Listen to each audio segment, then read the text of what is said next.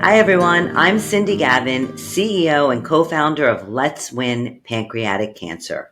On today's podcast, we will hear from Kerry McKean Kelly from Kelly's Heroes about World Pancreatic Cancer Awareness Month and the excitement around advocacy. Now take it away, Alisyn. Hi, everyone. I'm your host, Alisyn Camerota. We want to welcome our listeners to the 11th episode of PancChat. We also want to thank our sponsor, Revolution Medicines. Today, we're exploring the power of advocacy, and we want to learn about the personal journeys and collaborations of advocates in the pancreatic cancer space. Our guest today is Kerry McKean Kelly. Kerry is the founder of Kelly's Heroes. That's a New Jersey-based nonprofit dedicated to raising funds for pancreatic cancer awareness and research. She was inspired by her late husband, Steve Kelly, who was diagnosed with stage 4 pancreatic cancer at age 53. And Kerry has channeled her grief into advocacy. She serves as the outgoing chair of the World Pancreatic Cancer Day Steering Committee and has been a member of the World Pancreatic Cancer Coalition since its inception. Great to have you here, Kerry. Thank you so much. Thanks for having me.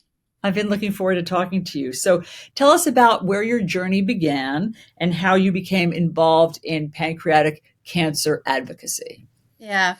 Well, I think for a lot of us who are in this space advocating for better outcomes for this disease, I was inspired by loss. My husband, Steve, was diagnosed at stage 4. He was just 53 at the time. He really didn't have any of the risk factors of pancreatic cancer. And I used to tease him that he was the healthiest sick person I know. He was a runner. He ate well. But as I've learned from, this experience and actually one of the physician researchers whose work we support, a lot of this is just random. There are risk factors, there are environmental things that may influence a cancer diagnosis, but sometimes it's just random. And it can strike anyone at any age, of any gender, of any race. And that's why this group advocacy is just so important. Kerry, your words so echo through my own experience. My husband was 56 when he was diagnosed with stage 4, and he was the healthiest 56-year-old anyone had ever seen. He worked out like a fiend. He never smoked. He didn't have a single gray hair. Yeah. And it just feels like a lightning strike when something like that happens. And I think when something like that happens and there is no sense to it, we seek avenues like advocacy to make sense out of something that is senseless to you, to make purpose around it.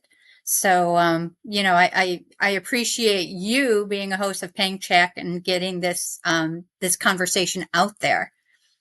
Well, thank you, Kerry. And I feel the same way about you. And let me ask you the question that so many people ask me about that very thing, which is, isn't this hard for you? Isn't it triggering? Isn't it painful for you to have to go back over this subject matter again and again?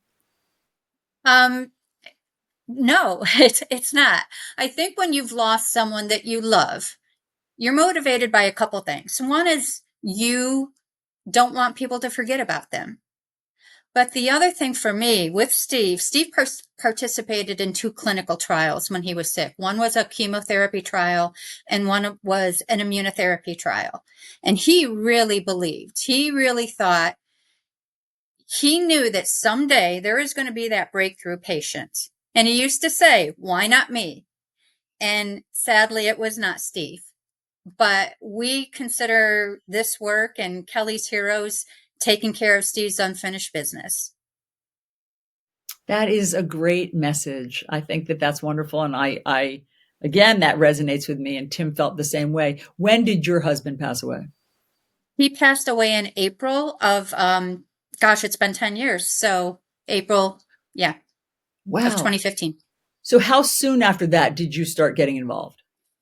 It wasn't on my radar because you're processing a lot of things, and it was actually a bunch of his buddies, some from past jobs. Steve was a journalist. He was an editor for the Philadelphia Inquirer many years. So some of them were former colleagues and some of them were former college buddies, and they were the ones who came to me and they said, "We want to do something about this." So when so thank you for the intro. That I was a founder, but I have to emphasize I was a co-founder because we had a very good crew who brought this to life. Oh, that's great. That's really helpful. And we'll talk about all that collaboration in a second. So tell me what it entails. Tell me what your work entails and what the goal is.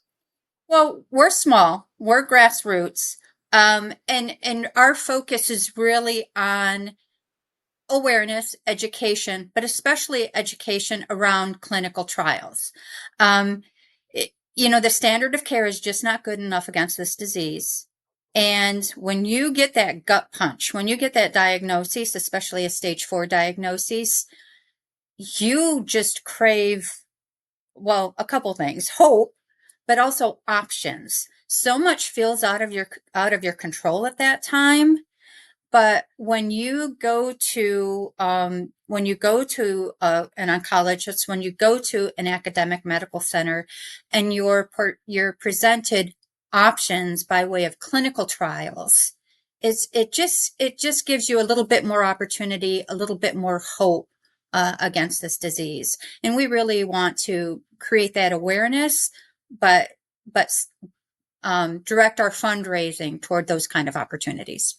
Yes, I totally agree. Clinical trials are the wave of the future. That's the way that they're going to save this. I mean, the standard of care. When my husband was diagnosed, the very first advice that I got from a woman who'd lost her husband years earlier was try to find somebody who doesn't rely on the standard of care. Try to find somebody who thinks outside the box. Try to find clinical trials. Try to find something different because the standard of care hasn't made much progress. And so that was very helpful for me to just set my sights there. So what we had a very similar incident, and it was actually before Steve even had his formal diagnosis. He was getting a port put in to continuous chemo at that time, or he was having a port put in, and we were waiting for some scans, and the healthcare professional just said, be aggressive, and that was really something that I think Steve carried with him. Yeah, that is good advice. So, okay, so describe what collaboration looks like in your world in terms of fundraising and awareness. Yeah, so for Kelly's Heroes, like I said, we're small, grassroots, but we like to say we're small but mighty. We're 100% volunteer. We don't have paid staff, but we have a very committed group of not only on our board, but family members and friends and community members. And so they work very hard. We have a couple major events a year that are main sources of fundraising, both of which are inspired by Steve. One is a St. Patrick's Day party that we used to host for many years here at our home, but then also a golf outing that reflects one of the things he'd like to do with his pals, and it's just really been tremendous. Our board members have brought in such great sponsorship support, and it's just really been tremendous to see the impact that something small can really grow into. It's very rewarding. Yeah, absolutely. So you've served, as I mentioned, as chair of the World Pancreatic Cancer Day Steering Committee. How many years have you done that? So I've chaired it for 2 years, and then my term is ending now. But I've been part of the committee, I think, since 2018, and it has been such a tremendous experience. Being kind of forced into this space. I would never have chosen to be in this position. But once I was there, to be surrounded by this amazing coalition of advocates from around the world and being brought in and embraced, and seeing the impact that we have together, it's really been fulfilling. So tell us about that. I mean, tell us what you do and what impact you've had. Yeah. So the World Pancreatic Cancer Coalition is a global collaboration of nonprofit advocacy groups from literally more than 100 countries on 6 continents. And it is amazing to see these organizations that, in some ways might be competitors, but really coming together for the greater good. We are all, as we talked about, I think a lot of us are inspired or brought to this cause by loss, but now we're all inspired by hope. And when you put that together globally with this coalition, it's very powerful. So for our committee specifically, our task each year is to plan the messaging, the campaign, the outreach around World Pancreatic Cancer Day, which we just celebrated November 20th. And it's the energy around the entire month of November, but especially around that day is amazing to see. I don't know if you all were on, different social media or other feeds, but seeing that conversation just explode really around the globe is important. When Steve was first diagnosed, and that's 12 years ago now, people didn't talk to me about pancreatic cancer. I don't think people were comfortable talking about pancreatic cancer because it's just so grim. And since then, in recent years, I have had so many conversations with people who will come up and tell a story of a loved one or a coworker or somebody that they know who had pancreatic cancer. I think that is testament to this broader conversation that we are all having that makes it okay to talk about this disease. And that is absolutely necessary because you can't care about something if you know nothing about it. So through work like this chat, through our organizations and through the World Pancreatic Cancer Coalition, that very important conversation is happening. And just out of curiosity, excuse me, Kerry, do different countries do advocacy differently? I mean, do you have any stories of, a different country doing something in a more unique way? Well, globally, we do a lot of the things like light up buildings purple and obviously wear and post purple and have people like ask me why I'm wearing purple. I think, I don't know that the advocacy is different, but I do think the patient experience is very different from one country to the next. Some countries don't have as much access to resources and treatments and clinical trials. And so we really have to kind of create our messaging to patients who might be in different places with their illness and advocates who might not have the caliber of some of the healthcare opportunities that we may have here. So that's a very important part of the conversation. And one of the things that we try to do, and this is important globally, is to educate consumers to feel empowered to ask questions of their providers and to not have, in some ways, healthcare can be almost a paternalistic relationship. We want to make sure that patient feels empowered with information that helps them ask the right questions. I think that's an excellent point because there's global advocacy and then there's personal advocacy. Mm-hmm. And success takes both. And yeah. I felt, as I was going through this journey with my husband, because I'm a journalist and I ask questions for a living and I'm used to confronting powerful people, it wasn't that hard for me to spearhead this, but it's a very demanding part-time job, I would say, yeah. that I took on. Absolutely. One of the things that we created from the committee is actually a patient guide, and it's just basically kind of like a one-page handout, but we help them kind of track their symptoms. So a checklist, I have this, I have this, I have this. Think about some of their risk factors or whether they have any kind of family members who had a form of cancer, other information that might be helpful for their provider, and then have them take that to their appointment.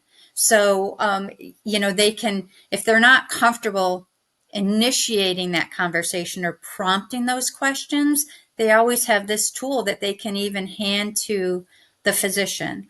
And so there's ways that within the committee, within the World Pancreatic Cancer Coalition, we really try to kind of break through some of those things that might be cultural issues and help patients worldwide.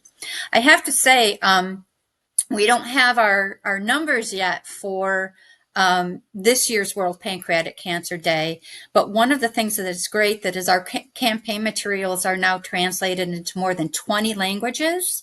And last year we had a reach of more than 10 million people on World Pancreatic Cancer Day with all of the outreach. So we're looking to smash that record this year, but it's really tremendous to see the reach and the impact.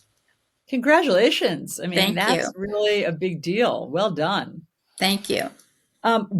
Is there one thing that stands out to you, or some things, as meaningful progress that's been made in pancreatic cancer advocacy in recent years?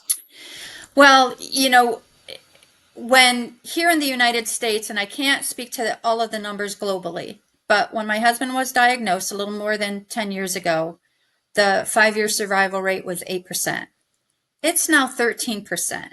That's still way too low. We're not going to rest on that number. It needs to be better. But if you think about that percent increase in 10 or 12 years time, that's a lot of people who are living longer, getting 5 more years to spend with their families, to be doing the things that they love, to be working, to be living their lives. So I think that is tremendous impact. And then, as I mentioned, I do just think the fact that there are so many opportunities to have conversations and to reach people compared to the silence that I think used to surround this disease. Okay, so how can our listeners today get involved? Well, on the World Pancreatic Cancer Coalition site, which is, we have a very easy to remember URL. Our campaign theme this year was Hello Pancreas, to introduce people to this important organ and the disease. And so people can go to www.hellopancreas.com. And on the website, there's a ton of information, but there's also a listing of all of the nonprofit advocacy groups that are part of the coalition. So no matter where you live, I think you'll find somebody like Kelly's Heroes or one of the other members who are nearby and where you might have an opportunity to get involved. And what do you want our listeners to take away from our conversation today, or to know? I want people to know that pancreatic cancer is one of the leading causes of cancer death. And we need more focus there. We need more awareness. We need more research funding. The standard of care and the treatments that are available are just not good enough. But even more importantly, perhaps, or I should say perhaps just as importantly, is there is no early detection test that can commonly be used against pancreatic cancer. So,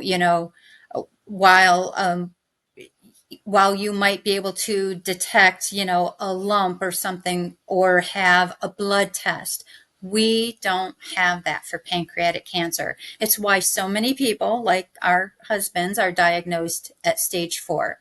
And at that point, your opportunities for treatment are very limited. What other message, Kerry, do you want to get out? I think the other message that we want to get out there is we want people to be educated, because when you are educated, you are empowered. If you are experiencing any of the symptoms, pursue answers. A lot of times people with this illness may take months to be diagnosed. The symptoms of pancreatic cancer very often mimic other kind of illnesses. So, you might think it's a gallbladder, or, whatever else might be causing the pain, discomfort, the other symptoms. But you know your body better than anybody. So if you are still feeling like you're experiencing these symptoms, if something is just not right, continue to advocate for yourself. I mean, we're talking about group advocacy, but personal advocacy is as important as anything. So we want people to feel empowered with this information. That's a really, really important message. Well, Kerry McKean Kelly, thank you so much for being here. Thanks for sharing your personal story and just talking about the progress that you all are making. Thank you so much. We really appreciate it. And thanks again to Revolution Medicines, our sponsor, and thanks to all of you for listening. I'm Alisyn Camerota, and I'll see you next time. Hi, I'm Julie Fleshman, President and CEO of PancChat. If you or a loved one has been diagnosed with pancreatic cancer, navigating this journey can feel overwhelming, but you don't have to do it alone. Be sure to explore resources available to patients and caregivers through Let's Win and PancChat. You can find PancChat at panccan.org and Let's Win at letswinpc.org. Together, Let's Win and PancChat are committed to guiding you through every step of the pancreatic cancer journey, offering support, information, and hope. In our next episode, we will be speaking with Diana Jupe, CEO of Pancreatic Cancer UK. Don't forget to follow PancChat to get new episodes delivered twice a month right in your podcast feed. PancChat is available on all major platforms wherever you get your podcasts.